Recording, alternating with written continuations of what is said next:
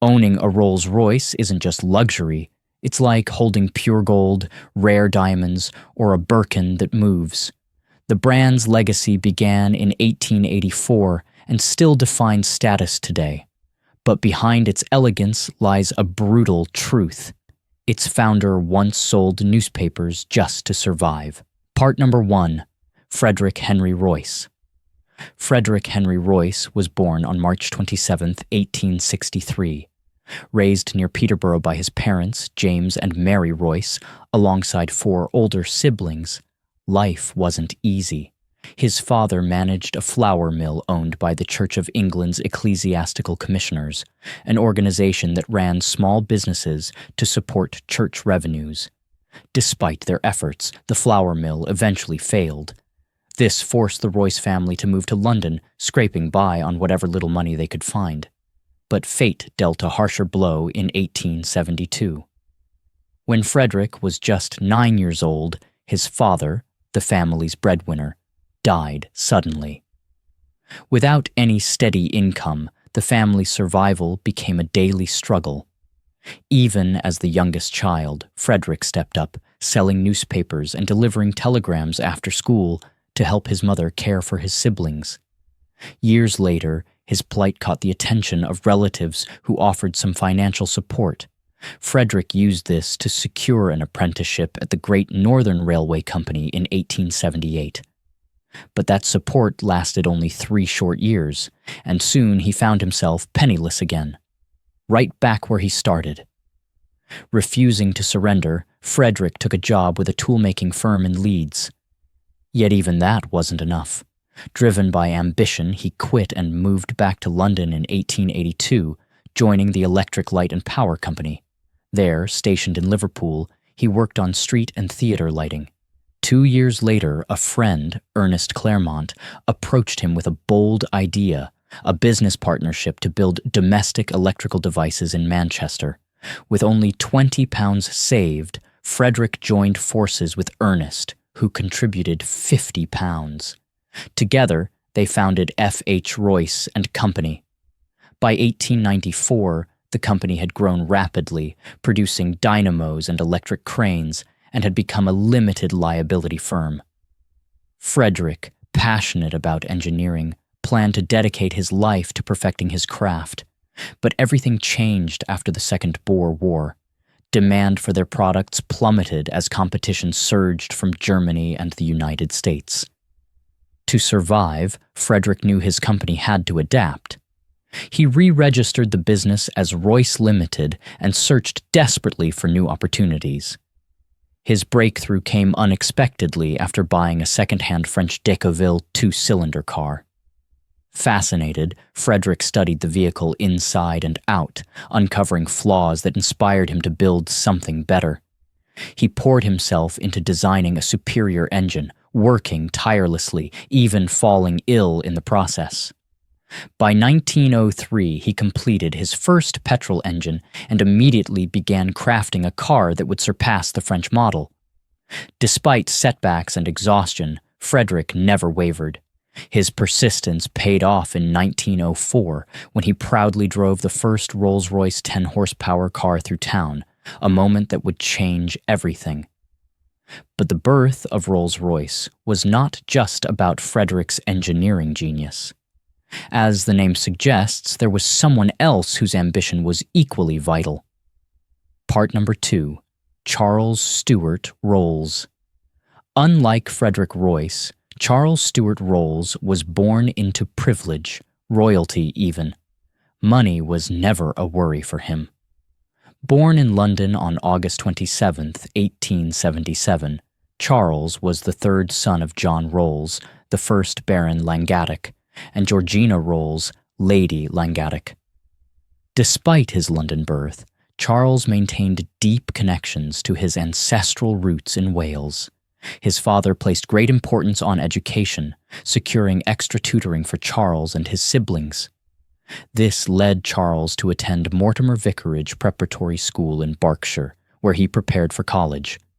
Later, he enrolled at Eton College, also in Berkshire, studying there until 1894. At Eton, Charles developed an unusual passion for engines, something rare among his wealthy peers. He spent his free hours tinkering with machines, often returning home with grease-stained sleeves. His classmates teased him relentlessly, calling him Dirty Rolls or Petrels, but Charles never let the ridicule deter him. In 1894, Charles attended a private cram school that helped him gain admission to Trinity College, Cambridge, where he studied mechanical and applied sciences. By 1896, his fascination with engines took him to Paris, where, at just 18 years old, he bought his first car, a Peugeot Phantom. This vehicle was believed to be the very first car in Cambridge and only the third in all of Wales. Owning a car sparked Charles's deeper involvement in motoring. He joined the Automobile Club of France, edging him closer to the moment he would meet Frederick Royce. However, car owners like Charles faced heavy restrictions under the 1878 Locomotive Act, limiting when and where they could drive. Determined to challenge these laws, Charles became active in the Self-Propelled Traffic Association, campaigning against the oppressive Locomotive Acts. His activism helped him become a founding member of the Automobile Club of Great Britain. Around this time, Charles also developed a love for cycling. In fact, much of his Cambridge years were spent racing bicycles, and he won a major race in 1896. The following year, he was named captain of the Cambridge University Bicycle Club. But college life couldn't last forever. Charles graduated in 1898 and immediately began work on a steam yacht named Santa Maria. Though his engineering skills were strong, Charles soon realized he excelled more at inventing and selling innovations than just building them. He continued racing cars after graduation, and in 1903 he broke a speed record in Dublin. Unfortunately, his feat went unrecognized due to faulty timing equipment. Needing capital to fund his ambitions, Charles turned to his father, who granted him £6,600 to start a business of his choice. With this funding, Charles partnered with his friend Claude Johnson to create C.S. Rolls and Company, a firm that imported and sold Peugeot motors from France alongside Minerva cars. Part number 3, the friendship that changed the game. At first glance, the lives of Frederick Royce and Charles Rolls seem like two sides of the same coin. Though they lived in the same country, their worlds couldn't have been more different. Frederick fought tooth and nail for every opportunity, while Charles enjoyed the limitless possibilities that came with his father's wealth. The legendary birth of Rolls-Royce came from the fusion of their vastly different experiences. But how exactly did these two men meet? By 1904, both were deeply involved in the automobile industry. Frederick was designing and building cars, while Charles was buying and selling them. Yet, despite operating in the same market, neither realized they desperately needed each other. That changed when Henry Edmonds, a friend of Charles and a shareholder in Royce Limited, couldn't stop boasting about his new Royce 10-horsepower car. Charles's business was doing well, but there was one major problem. He could only sell imported cars. Frustrated, he confided in Henry about his struggle. Around the same time, Henry began to see an opportunity. Without fully understanding the impact, Henry arranged a meeting between Frederick and Charles, a meeting that would alter the course of the automobile industry forever. On May 4th, 1904, Frederick and Charles met for the first time in Manchester. The moment Charles laid eyes on Frederick's twin-cylinder 10-horsepower car, he knew he had found the answer to his problem. Charles took the car for a drive and was instantly captivated by the experience. Without hesitation, he agreed to sell as many cars as Frederick could produce. Both men were thrilled to form the partnership, but naming a product and forging a partnership was only the beginning. Turning their cars into a beloved icon would require much more than a name. It demanded vision, dedication, and relentless effort. Part number 4, the Rolls Royce brand. The partnership between Charles Rolls and Frederick Royce gave birth to the legendary name Rolls-Royce. But turning that name into a brand that would stand the test of time was far from easy. Charles established a factory in Derby for Frederick, who was tasked with designing and building the cars. Meanwhile, Charles's role was to sell those cars, a task that proved to be far more challenging than anticipated. In the early days, Charles faced a major setback. He had underestimated the difficulty of selling cars under a brand unknown to most British buyers. At that time, all the prestigious car brands were foreign, and British customers were reluctant to trust a new local name. They had to build value around the Rolls-Royce name and make sure it was known throughout Great Britain. Fortunately, Charles had the perfect ally for this mission, his business partner and close friend Claude Johnson. While Charles excelled at sales, Claude was a master of publicity and brand building. As managing director of Rolls-Royce, Claude set out to elevate the company's reputation through clever advertising and strategic promotion. Slowly but surely, more people began to see Rolls-Royce as a mark of quality and innovation. In 1906, Frederick achieved a remarkable milestone by building a car powered by a 6-cylinder engine, the Silver Ghost. This model would soon become synonymous with Rolls-Royce's reputation for excellence. Claude seized the moment, launching aggressive campaigns that touted Rolls-Royce as the best car in the world. The Silver Ghost phase still defines the Rolls-Royce brand today. Though Claude's name never appeared on the car itself, his contributions were undeniable. Many even called him the hyphen that kept Rolls and Royce together. By 1910, the business was thriving.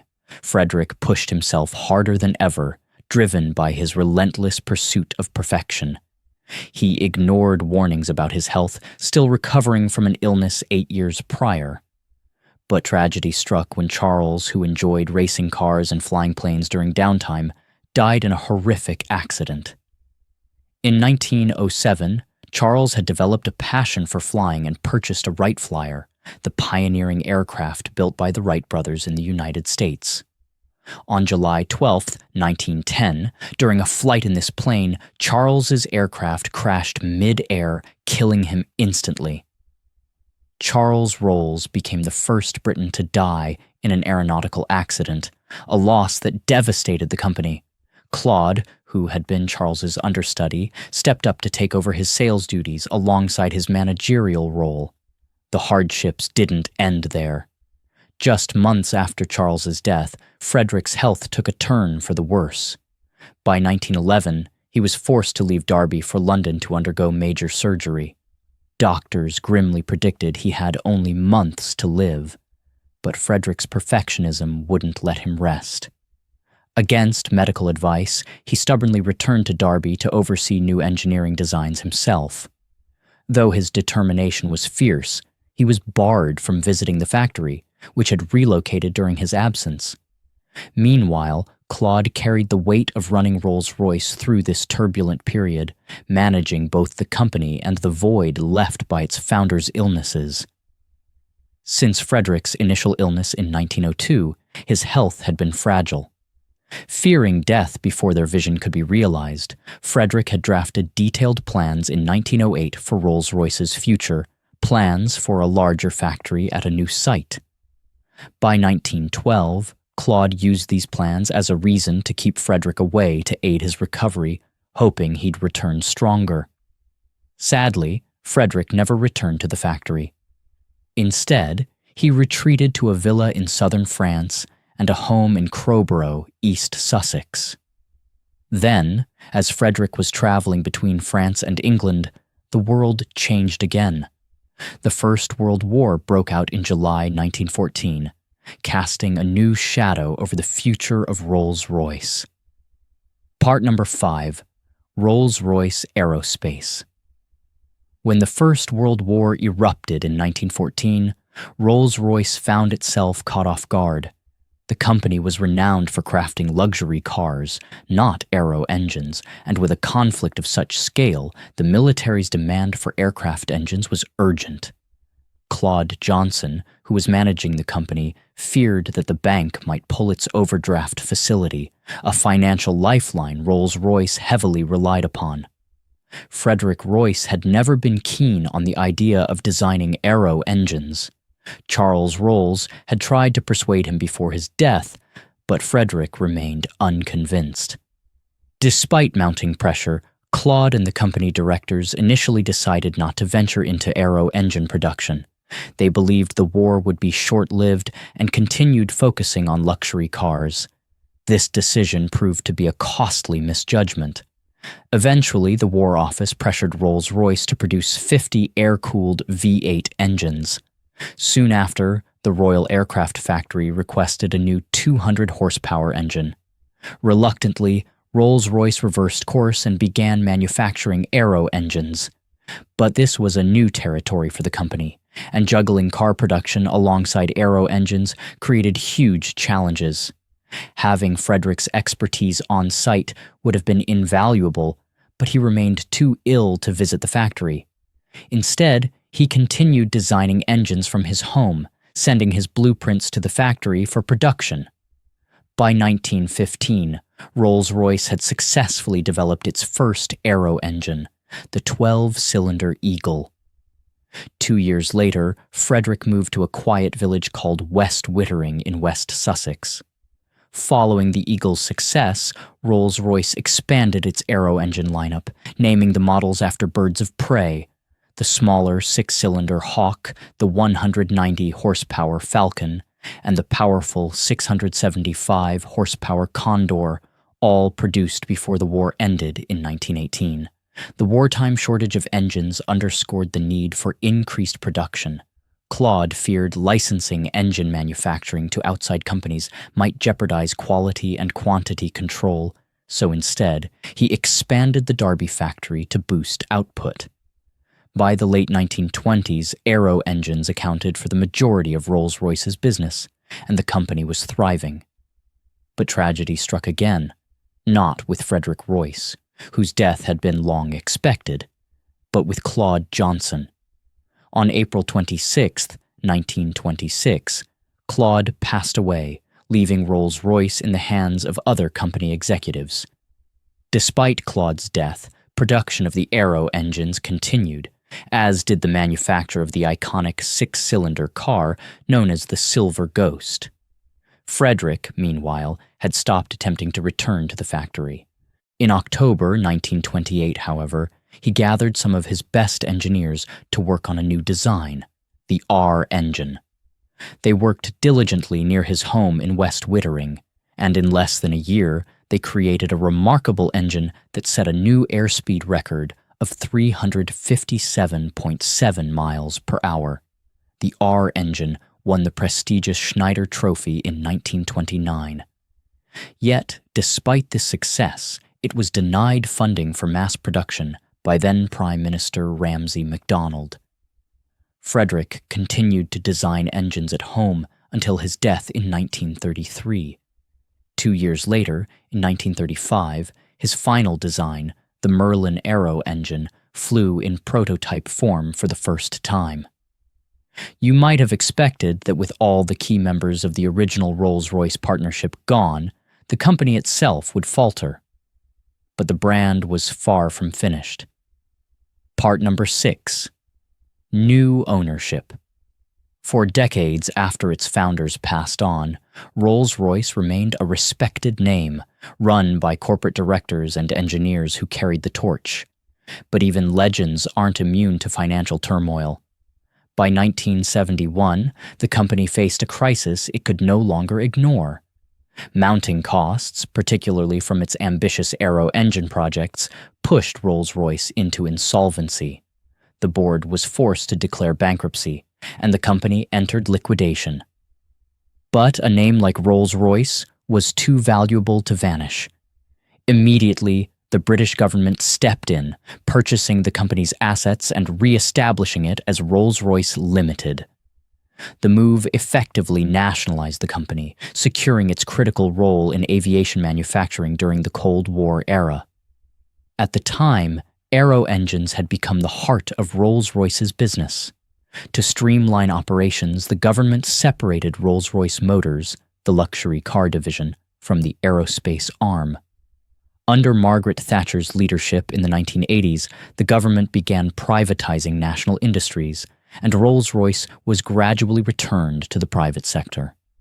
In 2003, the aerospace division was managed under Rolls-Royce Group, and in 2011, it transitioned once more, this time under Rolls-Royce Holdings plc, the structure it retains today. Despite the restructuring, Rolls-Royce plc remained the company's principal engine manufacturing entity, while Rolls-Royce Motors remained a completely separate business. Over the years, these changes created significant public confusion. Many people still associate the Rolls-Royce name solely with the luxury cars, unaware that the car company and the aerospace giant have been entirely separate entities since 1973. To simplify its identity and cut operational costs, Rolls-Royce announced a major restructuring on June 14, 2018. The company was split into three core divisions: Civil Aerospace Defense Power Systems. This move aimed to save the company £400 million per year, even though the restructuring itself cost €500 million. Despite the changes, Rolls-Royce continued to lead in high-performance engineering. It produced gas turbine engines for commercial, defense, and corporate aircraft, especially in the United States, where it manufactured engines for business jets, helicopters, and turbo aircraft. Today, Rolls-Royce is a powerhouse in aerospace manufacturing, standing as the second-largest producer of aircraft engines in the world.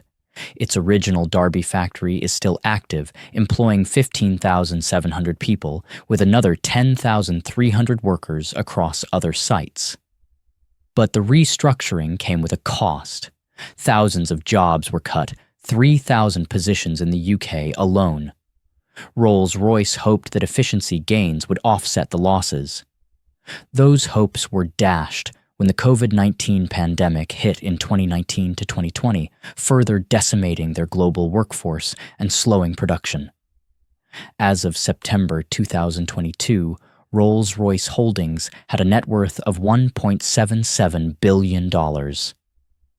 Despite its dominance in aerospace, public perception of the brand still skews toward the luxury cars.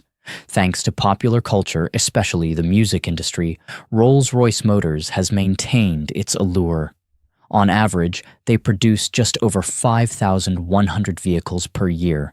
According to Billboard data, from 2014 to 2017, Rolls-Royce was name-dropped more times than any other luxury car brand in the top 20 hip-hop songs. More than a century after the partnership of Charles Rolls and Frederick Royce, the name endures, synonymous with elegance, innovation, and power. So tell us, have you ever dreamed of owning a Rolls-Royce? Do you know any celebrities who already do? Comment below, like this video, and check out the rest of our channel to discover the legendary stories behind the world's most iconic brands.